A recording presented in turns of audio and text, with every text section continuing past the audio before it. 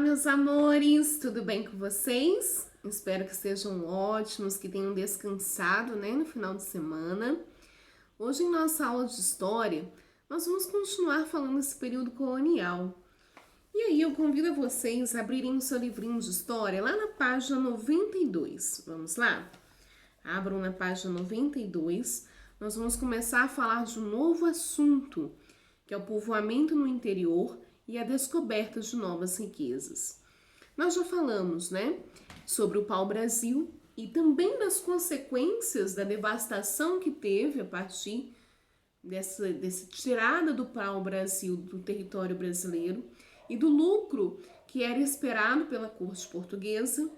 E a gente viu que a partir do momento em que nós tivemos esse declínio de pau-brasil, teve uma outra fonte de lucro para a corte portuguesa, que foi as canas-de-açúcar, o cultivo de cana-de-açúcar, onde nós vimos um pouquinho qual era a mão de obra, onde era organizado, onde era realizado, e as maneiras em que Portugal lucrava a partir dessas riquezas da colônia. E agora a gente vai continuar falando sobre isso. Então vamos ver o textinho da página 92? Nos 2 primeiros séculos de colonização, os portugueses exploraram apenas as terras litorâneas. Terras litorâneas é terras que têm litoral, que têm praia. Nesse período, não houve a preocupação em desbravar o interior do território. Também não houve um cuidado para evitar o desgaste do solo por causa do uso excessivo do plantio de uma monocultura. Então, quando você fala no período colonial, onde tanto o pau-brasil era retirado, quanto do cultivo do cana-de-açúcar, você está falando de um período em que as terras do litoral estavam sendo ali utilizadas. Só que o solo não teve um cuidado, eles queriam lucrar.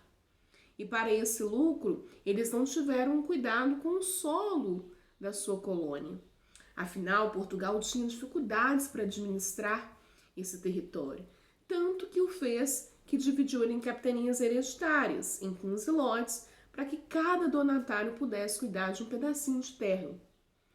E aí, você tem um declínio aí nesse cultivo de cana-de-açúcar, do lucro dado. Até mesmo porque o açúcar era vendido para países europeus com valor muito alto, é isso que fazia lucrar. Mas tiveram os outros concorrentes, outros países, que começaram também a cultivar essa cana-de-açúcar para vender o açúcar. Uma deles foi a Holanda. E aí essa briga comercial faz com que enfraquecimento de vendas de Portugal. Eles começam a ter que arrumar uma outra fonte de lucro. Então essas terras do interior, que não eram nem conhecidas, começam a ser conhecidas. Vamos ver?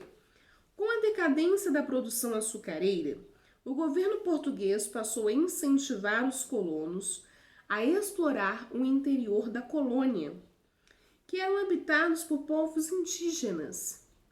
Os colonos partiram então em busca de metais preciosos. E assim, no século XVIII, foi descoberta uma nova riqueza na colônia, o ouro.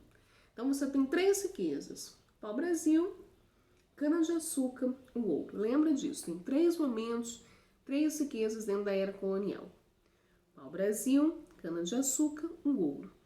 O ouro vem a partir de um encorajamento em que a corte portuguesa faz para que o interior fosse conhecido. Ele queria descobrir, se tinha novas formas de riqueza, novas fontes de riqueza.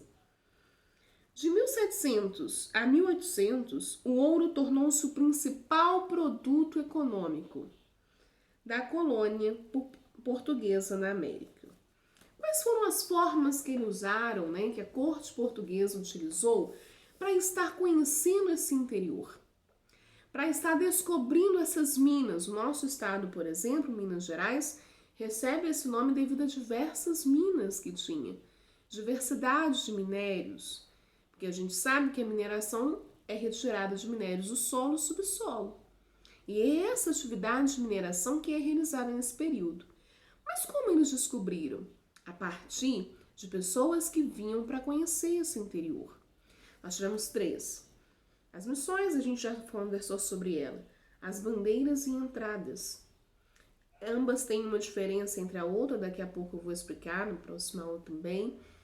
Mas são maneiras, são homens portugueses entrando no interior do Brasil com o objetivo de descobrir novas riquezas e aprisionar indígenas, porque era uma população que vivia no interior, e além disso, de aprisionar também pessoas que fugiam lá daquele engenho de cana-de-açúcar, fugiam, eles aprisionavam. Então vamos ver os bandeirantes. A exploração do ouro pelos portugueses foi possível graças ao trabalho dos bandeirantes paulistas.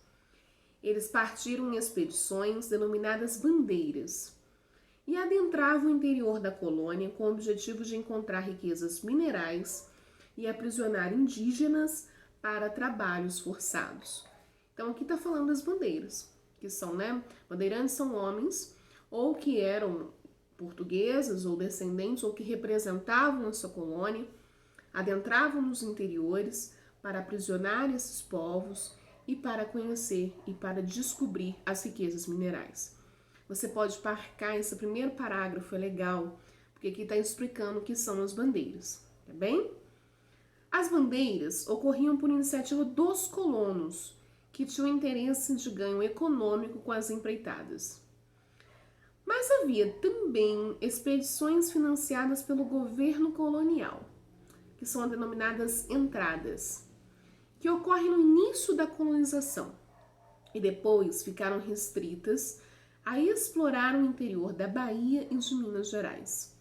O mapa a seguir mostra o trajeto das principais entradas em bandeiras. Então, deixa eu primeiro falar o que vem ser essa diferença. Falei que ia falar na próxima aula um pouquinho mais, A gente vai chegar a conversar sobre isso na mineração, mas é legal.